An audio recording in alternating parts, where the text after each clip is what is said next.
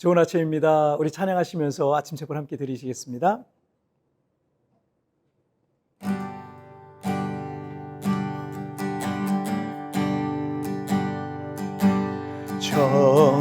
정결한 마음 주시옵소서. 오 주님, 정직한 영을 새롭게 하소서.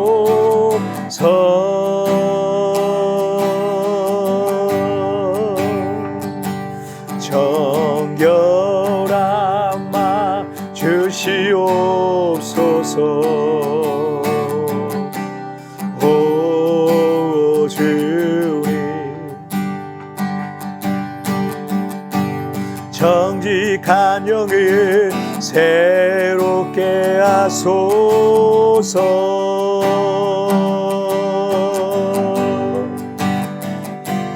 나를 주님 앞에서 멀리 하지 마시고 주의 성령을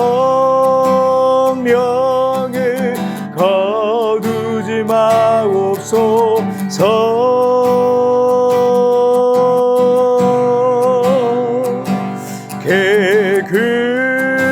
구원의 기쁨 다시 회복시키시고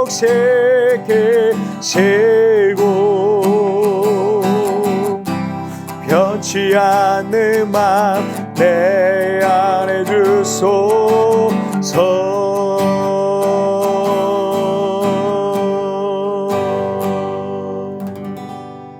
아멘. 자, 우리 같이 기도하시겠습니다. 살아계신 하나님 아버지, 감사합니다. 오늘 이 아침에도 우리 하나님 앞에 예배하며 찬양하며 기도로 우리 하나님 앞에 나아갑니다. 주님, 오늘 하루의 삶을 나를 붙잡아 주옵소서. 이렇게 하루하루를 믿음 안에서 승리하고 하나님 말씀을 통해서 우리의 삶의 방향을 정하고 그 말씀 따라 살아가다가 그렇게 하루하루 승리하면서 우리의 평생을 승리할 수 있도록 주님 도와주옵소서. 우리가 어떤 삶을 살아야 될지, 우리의 생각이 건강해지길 원합니다. 마음이 건강해지길 원합니다. 우리의 손과 발을 주관하여 주셔서 하나님이 정말 기뻐하시고 원하시는 그런 삶을 살아갈 수 있도록 은혜를 베풀어 주옵소서. 오늘도 주께서 우리에게 은혜 주실 걸 믿사오며 예수님의 이름으로 기도하옵나이다. 아멘. 자, 오늘 우리에게 주신 하나님 말씀은요, 레위기 15장 1절부터 5절까지의 말씀 제가 봉독해 올리겠습니다. 여호와께서 모세와 아론에게 말씀하여 이르시되 이스라엘 자손에게 말하여 이르라. 누구든지 그의 몸에 유출병이 있으면 그 유출병으로 말미암아 부정한 자라. 그의 유출병으로 말미암아 부정함이 이러하니 곧 그의 몸에서 흘러나오든지 그의 몸에서 흘러나오는 것이 막혔든지 부정한즉 유출병 있는 자가 눕는 침상은 다 부정하고 그가 앉았던 자리도 다 부정하니 그의 침상에 접촉하는 자는 그의 옷을 빨고 물로 몸을 씻을 것이며 저녁까지 부정하리라. 아멘. 언젠가 그 조선일보에서 인간은 왜 일부 일처제를 선택했을까라는 이 칼럼을 올린 적이 있었습니다. 거기에 보니까 이 할리우드의 대표적인 섹시스타 중 한 사람인 스칼렛 조앤슨이라는 사람이 한 성인 잡지와의 인터뷰에서 결혼은 낭만적이고 아름다운 일이지만 모든 사람이 일부 일처제를 따르는 것은 자연스럽지 않다고 봐요. 그것은 인간의 본능에 어긋나기 때문이죠 라고 말했다는 겁니다. 그러니까 인간의 성적인 욕구와 본능에 따라 일부 다처 혹은 일처답으로서로 사는 게 더 자연스럽다라고 말하고 있는 궤변이죠. 위의 칼럼에서 여러 가지 가설들을 통해서 그래서 인간은 일부 일처제를 선택했다라고 이렇게 말하고 있지만 인간의 타락한 본능은 일부 다처를 원하지만 인간의 정상적인 양심에 의하면 인간은 일부 일처를 바른 것으로 여기는 것입니다.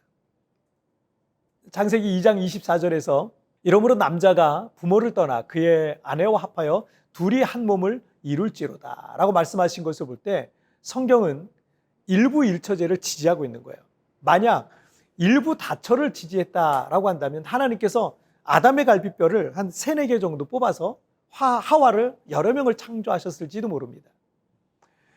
인간이 타락하기 전 하나님의 계획은 일부 일처였습니다. 하지만 아담이 범죄하고 에덴의 낙원에서 쫓겨난 이후 일부 다처는 이 원시 고대 사람들에게는 자연스러운 풍습이었습니다. 그들이 그냥 본능적으로 그냥 사는 거죠. 하나님 말씀에서 벗어나서. 하나님의 계획과 뜻은 일부 일처였지만 원시 고대 사회에서 일부 다처는 일반적인 문화였고 이스라엘 사람들 역시 그 문화 아래에 있었던 거죠. 하지만 일부 다처는 항상 많은 문제들을 야기했습니다. 고대에 살았던 이 성경의 인물들도 그런 일들로 인해서 많은 가정적인 문제들과 고통스러운 인생을 맛보기도 했습니다. 오늘의 본문 말씀은 일부 일처제와 아무 관련이 없는 것 같지만 그렇다고 전혀 관계없는 건 아니죠. 레위기 15장 2절 말씀을 한번 보실까요? 이스라엘 자손에게 말하여 이르라. 누구든지 그의 몸에 유출병이 있으면 그 유출병으로 말미암아 부정한 자라. 레위기 14장에서는 나병이나 곰팡이에 관한 내용을 무려 57절에 걸쳐서 길게 설명하고 있습니다. 이 또한 언제든 여러 나쁜 바이러스와 전염병들이 이 부족 사회를 멸족시킬 수 있기 때문에 공동체를 보호하시기 위해서 지켜야 할 규례들로 말씀하신 겁니다. 그리고 이 구절에서 말씀하시고 있는 유출병이라는 것은 현대의학적 병명은 아닙니다. NIV 영어 성경에 보니까 이 bodily discharge, 그러니까 신체 분비물이라고 이렇게 되어 있는데 이 남자든 여자든 이 사람의 몸에서 무언가 유출되는 이 광범위한 증세를 말하고 있습니다. 히브리어 원어에서는 흐르다, 죽다는 의미를 갖고 있어서 이 유출병을 통해서 치명적인 결과를 얻을 수도 있다는 것을 우리가 알 수 있습니다. 학자들은 성경에서 성경에서 말하는 이 유출병이란 남성에게는 성병으로 인한 출혈이나 고름 등의 분비물이 나올 때를 의미하고 여성에게는 생리현상이나 혈루증 등의 어떤 치명적 질환을 일으킨 증세들을 말한다고 합니다. 그래서 레위기 15장에 유출병에 관한 여러 가지 규례들과 지침들을 말씀하시면서 레위기 15장 33절에서 불결기를 앓는 여인과 유출병이 있는 남녀와 그리고 불결한 여인과 동침한 자에 대한 것이니라 라고 결론을 맺고 있어요. 자, 이 구절을 통해서 우리가 알 수 있는 것은요, 유출병이 있는 남녀 그리고 불결한 여인과 동침한 자에 대한 것이라고 말씀하시고 있는 거죠. 거의 대부분의 성병은요, 동성애든 매춘부와의 관계든 남남 혹은 남녀 간의 부도덕한 어떤 관계를 통해서 전염되게 됩니다. 그것은 한 개인의 인생뿐만 아니라 그와 관계된 연인과 배우자 그리고 가족들에게도 매우 치명적이고 해로운 상황이 전개될 수밖에 없습니다. 그리고 히브리어 원어에서의 그 유출병의 의미처럼 죽음에 이르기도 하는 거죠. 그래서 유출병의 규례를 통해서 여러 정결케 하는 의식들을 명령하셨고요. 이 규례를 통해서 개인과 가정과 공동체를 치료하시고 보호하시려 하셨던 겁니다. 고린도전서 6장 18절에서 음행을 피하라. 사람이 범하는 죄마다 몸 밖에 있거니와 음행하는 자는 자기 몸에 죄를 범하느니라 라고 하셨고 19절에서는 너희 몸은 너희가 하나님께로부터 받은 바 너희 가운데 계신 성령의 전인 줄을 알지 못하느냐. 너희는 너희 자신의 것이 아니라 라고 이렇게 말씀하셨습니다. 여러분, 우리는 더 이상 나 자신의 것이 아니라 주님께서 나를 십자가의 피값으로 산 주님의 것입니다. 소유권이 이전이 됐어요. 그러므로 우리는 우리의 몸으로 하나님께 영광을 돌려야 하는 것입니다. 자, 우리 같이 기도하실까요? 살아계신 하나님 아버지 감사합니다.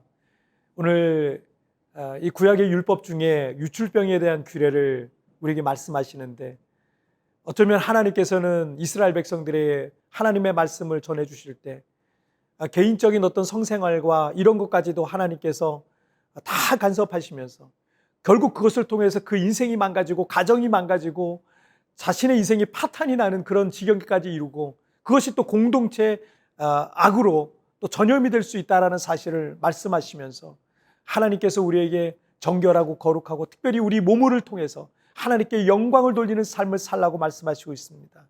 우리는 우리 자신의 것이 아니라 소유권이 이미 이전된 주님께로 이전된 것임을, 주님의 것임을 이 시간 고백하며 오늘 하루를 살아도 하나님 주님이 기뻐하시는 그런 삶을 사는 오늘 하루가 되게 하여 주옵소서. 주여 나를 붙잡아 주옵소서. 하나님 정결한 마음 주옵소서. 깨끗한 마음 주옵소서. 하나님이 기뻐하시는 그런 마음으로 오늘 하루를 살아가게 하여 주옵소서. 감사하며 예수님의 이름으로 기도하옵나이다. 아멘. 여러분 티편에 나온 오늘의 묵상 보시면서 개인적으로 묵상하시고요. 짧게라도 뜨겁게 기도하시면서 오늘 하루 주님과 동행하시기 바랍니다. 우리 내일 채플에서 뵙겠습니다. 승리하세요. 우리는 더 이상 나 자신의 것이 아니라 주님께서 나를 십자가의 핏값으로 산 주님의 것입니다. 소유권이 이전되었습니다. 그러므로 우리는 우리 몸으로 하나님께 영광을 돌려야 하는 것입니다. 혹시 내가 범하는 음행의 죄는 없습니까?